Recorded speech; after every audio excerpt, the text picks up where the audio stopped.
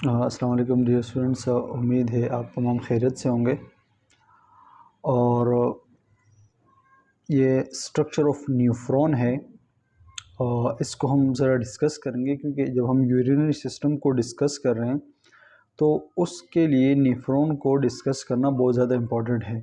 ठीक है, डाउ की जो पीपीटी है उसमें न्यूफ्रॉन दिया हुआ है, मगर उसमें इतनी ख़ास एक्सप्लेनेशन नहीं दी है, जिसके लिए मैंने एक शॉर्ट वीडियो रिकॉर्ड करने की कोशिश की है कि मैं एक शॉर्ट वीडियो रिकॉर्ड करूं और जिसमें आप लोगों को एक्सप्लेन कर सकूं कि नेफ्रॉन बेसिकली क्या होता है और इसका क्या रोल है हमारे किडनी के अंदर, और इस नेफ्रॉन के अंदर कौन कौन से पार्ट्स होते हैं, तो और इन पार्ट्स का जो काम क्या है उसके हवाले से मैं आपको ज़रा डिस्कस करूं। पहले तो आप लोग को ये ज़हन-नशीं होना चाहिए कि ये जो स्ट्रक्चर है, ये इसको बेसिकली हम नेफ्रॉन कहते हैं। ये तमाम का तमाम जो स्ट्रक्चर आपको नज़र आ रहा है स्क्रीन पर, ये इसको नेफ्रॉन कहते हैं।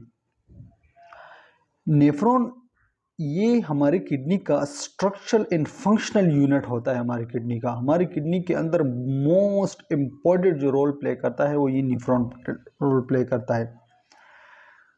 हम इस नेफ्रॉन के हवाले से अगर डिस्कस करें तो एक किडनी के अंदर तकरीबन 1 मिलियंस ऑफ न्यूरॉन मौजूद होते हैं। एक किडनी के अंदर 1 मिलियंस ऑफ न्यूरॉन मौजूद होते हैं। एग्जामिनेशन पॉइंट ऑफ व्यू से इंपॉर्टेंट है। अभी अगर मैं आपको नेफ्रॉन के हवाले से डिस्कस करूं तो ये आप लोग को स्ट्रक्चर नज़र आ रहा होगा लेफ्ट साइड पर। ये जो एफ्रेंट और ईफ्रेंट पाथवे जो आप लोगों को नज़र आ रहा है, ये जो ग्लोमेरुलस नज़र आ रहा है, बेसिकली ये वेसल्स होते हैं, आर्टरीज होते हैं, कैपिलरीज होते हैं, छोटे छोटे ब्लड वेसल्स होते हैं। और इस ब्लड वेसल के अंदर बेसिकली क्या होता है, इसके अंदर जो ये इफरेंट पाथवे से हमारी बॉडी से ब्लड आता है इस ग्लोमेरुलस के अंदर। इस ग्लोमेरुलस में होता क्या है, इस ग्लोमेरुलस में वो ब्लड जो है वो फिल्टर होता है। उस ब्लड से जो वो सब्सटेंसेस जो वेस्ट हो रही है वो क्या होते हैं, इससे निकलते हैं और आगे की तरफ बढ़ते हैं। और यहाँ पर जो मेन जो फिल्ट्रेशन होती है ब्लड की, वो इस ग्लोमेरुलस के अंदर होती है। और इसके बाद ये बाउमिन कैप्सूल आपको नज़र आ रहा है। ये बेसिकली एक कप लाइक स्ट्रक्चर होता है, कप शेप लाइक जो स्ट्रक्चर मौजूद होता है। और इस बाउमिन कैप्सूल के अंदर क्या, ग्लोमेरुलस जो ब्लड वेसल्स होते हैं ये मौजूद होते हैं। और यहाँ पर ब्लड जो है वो आता है बॉडी से और यहाँ पर फिल्टर होता है और आगे की तरफ मूव होता है और वहाँ से फिर ऑब्जर्प्शन होती है। पहले इसकी स्ट्रक्चर की समझ में आ जाए। ये इफरेंट पाथवे, ग्लोमेरुलर फिल्ट्रेशन, फिर बाउमिन कैप्सूल। फिर इस बाउमिन कैप्सूल के आगे जो आप लोगों को ये नज़र आ रहा होगा, ये बेसिकली ये पॉइंट जो है इसको हम, ये इस नेफ्रॉन के पार्ट्स होते हैं, प्रॉक्सिमल कन्वोल्यूटेड ट्यूब्यूल्स, फिर लोब ऑफ हिलना। ये जो आपको नज़र आ रहा है ये, इसको हम लोब ऑफ हिलना कहते हैं। ठीक है, फिर ये लोब ऑफ हिलने हैं। लोब ऑफ हिलने के ये दो पार्ट्स है, एक असेंडिंग लोब ऑफ हिलने, एक डिसेंडिंग लोब ऑफ हिलने, दो चीज़ें। ठीक है, फिर क्या है, उसके बाद अगर हम बात करें, डिस्टल कन्वोल्यूटेड ट्यूब्यूल होते हैं और लास्ट एंड में कलेक्टिंग डक्ट होता है।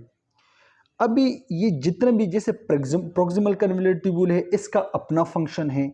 लोब ऑफ हिलने का अलग अपना फंक्शन परफॉर्म करता है और उसके साथ साथ ये डिस्टल कन्वोल्यूटेड ट्यूब्यूल है, ये अपना फंक्शन परफॉर्म करता है। और जो कलेक्टिंग डक्ट है ये भी अपना फंक्शन परफॉर्म करते हैं।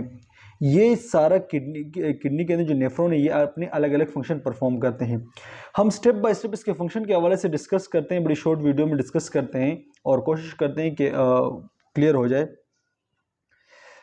अभी स्टार्ट में मैंने आपको बताया कि एफरेंट पाथवे से ब्लड आ जाता है ग्लोमेरुलस के अंदर, वहाँ पर इसकी फिल्ट्रेशन होती है। फिर एफरेंट पाथवे से ये ब्लड जो होता है ये वापस हमारी मूव होता है।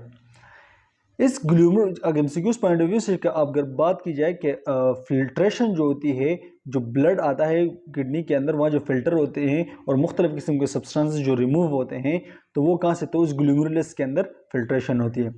बाउमिन कैप्सूल का मैंने आपको बता दिया। फिर जब ये ब्लड के अंदर ये फिल्ट्रेशन हो जाती है, कुछ सब्सटेंसेस और जैसे यूरिया वगैरह, यूरिन वगैरह, ये जैसे इस ग्लोमेरुलस से आगे आता है प्रोक्सिमल कन्वोल्यूटेड ट्यूब्यूल में, तो इस ब्लड फिल्ट्रेशन के साथ बहुत सारे सब्सटेंसेस होते हैं जो हमारी बॉडी के लिए यूज़फुल होते हैं, वो दोबारा इस प्रोक्सिमल कन्वोल्यूटेड ट्यूब्यूल के अंदर रीअब्जॉर्ब हो जाते हैं, दोबारा से ब्लड स्ट्रीम के अंदर चले जाते हैं। मैं आपको बता दूं, जिसको पीसीटी भी कहते हैं, प्रोक्सिमल कन्वोल्यूटेड ट्यूब्यूल। अभी मैं आपको बताता हूं कि जब ये ब्लड फिल्टर होता है और वहां से जो सब्सटेंसेस वगैरह होते हैं फिल्टर हो जाती है और वो सब्सटेंसेस प्रोक्सिमल कन्वोल्यूट ट्यूब्यूल में आ जाती है। तो उसमें कौन कौन सी ऐसे सब्सटेंसेस होती है जो रीऑब्जर्व दोबारा हो जाती है, ब्लड के अंदर चली जाती है और कुछ बाहर की तरफ निकलना शुरू हो जाती है। तो हमारे जब इस प्रोक्सिमल कन्वोल्यूट ट्यूब्यूल के अंदर ग्लूकोज हो गए, प्रोटीन हो गए, अमीनो एसिड हो गए और जो मेजर इलेक्ट्रोलाइट्स होते हैं वो इस प्रोक्सिमल कन्वोल्यूट ट्यूब्यूल के अंदर क्या हो जाते हैं, रीऑब्जर्व हो जाते हैं और दोबारा ब्लड के अंदर चले जाते हैं। और वो सब्सटेंसेस जो यूजफुल नहीं होते वो आगे आगे निकलते, लूप ऑफ हिलना से फिर आगे कलेक्टिंग डक्ट और फिर वहाँ से यूरिन के जरिए एक्सक्रीट आउट हो जाते हैं। ये जो प्रोक्सिमल कन्वोल्यूट ट्यूब्यूल है ये बेसिकली हमारे जो इलेक्ट्रोलाइट्स और एसिड बेस बैलेंस को भी बड़ा मेंटेन करता है, क्योंकि मैंने आपको पहले बताया कि मेजर इलेक्ट्रोलाइट्स को ये रीऑब्जर्व करता है। अगर फॉर एग्जांपल के तौर पर ये ग्लूकोज हमारी बॉडी से कंटिन्यूसली बाहर निकलता रहे, प्रोटीन निकलते रहे, अमीनो एसिड निकलते रहे, जब ये मेजर इलेक्ट्रोलाइट्स ये चीज़ें हमारी बॉडी से निकलेंगी और रीऑब्जर्व नहीं होगी तो हमारी बॉडी का जो होमोस्टेसिस वो डिस्टर्ब हो जाएगा। तो ये जब रीऑब्जर्व हो जाती है, दोबारा रीऑब्जर्वेशन हो जाती है, तो हमारे इसकी वजह से हमारे इलेक्ट्रोलाइट्स और एसिड बैलेंस जो होता है वो मेंटेन रहता है। और इसके साथ साथ ये रीअब्जॉर्प्शन मैंने बता दी। अब इस प्रोक्सिमल कन्वोल्यूट ट्यूब्यूल की एक और बात मैं आपको बता दूं कि कुछ ऐसे किस्म के सब्सटेंसेस होती है जो ये प्रोक्सिमल कन्वोल्यूट ट्यूब्यूल क्या करती है, उसको एक्सक्रीट करती है, जैसे कि हाइड्रोजन आयंस हो गए, अमोनिया हो गया और पोटाशियम, इन चीज़ों को ये एक्सक्रीट करती है और वो ऐसा ऐसा फिर बाहर निकलती है। अभी आते हैं टू पार्ट के ऊपर। ये जो लोप ऑफ हिलने, ये जो आपको मूवमेंट ये नजर आ रही है ना, ये यहाँ पर आपने लिखा हुआ है descending then length of the loop of हिलने। ये एक डिसेंडिंग लूप ऑफ हिलने है, एक असेंडिंग लूप ऑफ हिलने है, ठीक है। अभी इस डिसेंडिंग और असेंडिंग का अपना अपना रोल ऑफ फंक्शन है। असेंडिंग रोल ऑफ हिलने अपना फंक्शन परफॉर्म करती है और डिसेंडिंग लूप ऑफ हिलने जो है वो अपना फंक्शन जो है वो परफॉर्म करती है। अब ये जो डिसेंडिंग लूप ऑफ हिलने हैं ये बेसिकली इन लोगों का जो फंक्शन है ये भी वाटर की रीअब्जॉर्प्शन करती है, ठीक है। ये जो डिसेंडिंग लूप ऑफ हिलने हैं ये वाटर की रीअब्जॉर्ब करती है बॉडी के अंदर, क्योंकि अगर सारा का सारा वाटर बाहर की तरफ बॉडी से निकल जाए तो बॉडी तो डिहाइड्रेट हो जाएगी। तो कुछ वाटर जो जैसे आता है प्रोक्सिमल से आके नीचे लूप ऑफ हिलने की तरफ आता है, तो डिसेंडिंग लूप ऑफ हिलने जो है बेसिकली यहाँ पर इसको वाटर की रीअब्जॉर्प्शन वगैरह करता है ताकि बॉडी की जो डिहाइड्रेट की तरफ ना जाए। और ये असेंडिंग लूप ऑफ हिलने हैं, ये क्या करता है, ये इलेक्ट्रोलाइट्स को रीअब्जॉर्ब करता है, जो कुछ इलेक्ट्रोलाइट्स बच जाते हैं ये उसको रीअब्जॉर्ब करता है। फिर आगे डिस्टल कन्वोल्यूटेड ट्यूब्यूल की बात आ जाती है। तो इसी तरह जिस तरह प्रोक्सिमल कन्वोल्यूटेड ट्यूब्यूल कुछ सब्सटेंसेस को रीअब्जॉर्ब कर रहा था, लूप ऑफ हिलने रीअब्जॉर्ब कर रहा था, इसी तरह डिस्टल कन्वोल्यूटेड ट्यूब्यूल जो है वो भी रीअब्जॉर्ब करता है, रीअब्जॉर्प्शन का काम करता है। ये जो डिस्टल कन्वोल्यूटेड ट्यूब्यूल है ये सोडियम आयंस हो गए, वाटर हो गए, इन चीजों को क्या कहते हैं, रीअब्जॉर्ब करता है। और जब ये और ख़ास तौर पर ये डिस्टल कन्वोल्यूटेड ट्यूब्यूल जो है ये हमारे जो ब्लड पीएच है इसको मेंटेन करने में बहुत ज़्यादा अहम रोल प्ले करता है, ठीक है। और सोडियम वगैरह को इसको भी रीअब्जॉर्ब करता है ताकि ज़्यादा से ज़्यादा सोडियम भी बाहर की तरफ ना चला जाए और जो मेंटेन रखने की काम करता है। उसके बाद लास्ट में आ जाता है कलेक्टिंग डक्ट। अगर हम इस कलेक्टिंग डक्ट के हवाले से बात करते हैं तो ये कलेक्टिंग डक्ट ये जो जितना भी वेस्ट चीज़ें होती हैं, जो चीज़ें प्रोक्सिमल में रीअब्जॉर्ब होनी थी वो प्रोक्सिमल में रीअब्जॉर्ब हो जाती है, जो लूप ऑफ हिलने में रीअब्जॉर्ब होनी थी वो लूप ऑफ हिलने में रीअब्जॉर्ब हो जाती है। इसी डिस्टल कन्वोल्यूटेड ट्यूब्यूल में जो सब्सटेंस रीअब्जॉर्ब, वाटर रीअब्जॉर्ब हो रहा है वो सारी चीज़ें यहाँ पर रीअब्जॉर्ब हो जाती है। फिर लास्ट में सारी चीज़ें आती है कलेक्टिंग डक्ट में। जब ये सारी चीज़ें कलेक्टिंग डक्ट के अंदर आ जाती है तो उस कलेक्टिंग डक्ट के हवाले से अगर मैं आपको बता दूं तो ये कलेक्टिंग डक्ट जो है ये बेसिकली यहाँ पर भी ये क्या करता है, मोस्टली वाटर को क्या कहते हैं, ऑब्जर्व करता है ताकि डिहाइड्रेशन ना हो। और उसके साथ साथ ये हाइड्रोजन आयंस और कैल्शियम को ये उसको एक्सक्रीट करता है ताकि बॉडी का जो होमोस्टेसिस हो वो मेंटेन रह सके।